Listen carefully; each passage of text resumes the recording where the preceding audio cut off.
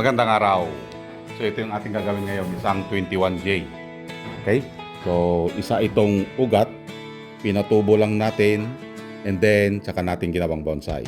Okay? So isang literate. Okay? So let's start. Nag-umpisa sa wala, tahimlik sa paso, nakahimlay sa mesa. Binubuhay kita kasabay ng aking umaga, dahan-dahang pag-aruga sa bawat daon na makita. Oh bonsai, ikaw ay alagaan sa palad ni bonsai. Istang lumpo, bawat tali ng alambre, bawat pihit ng sanga, may sariling kwento. Matagal ka man mabuo, hihintayin pa rin kita.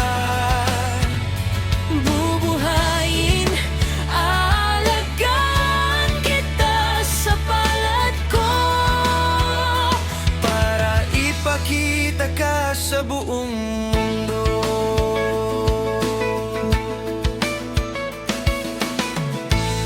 sumibol ang sanga,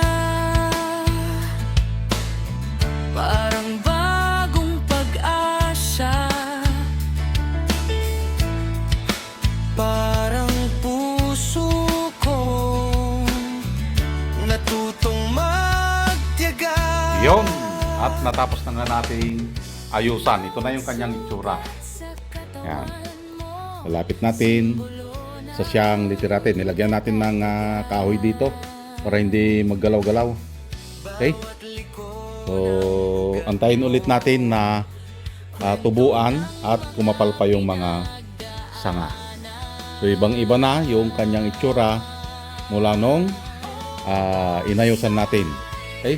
Tapos mayroon tayong isang sanga doon na pinapalaki, pinapawild natin.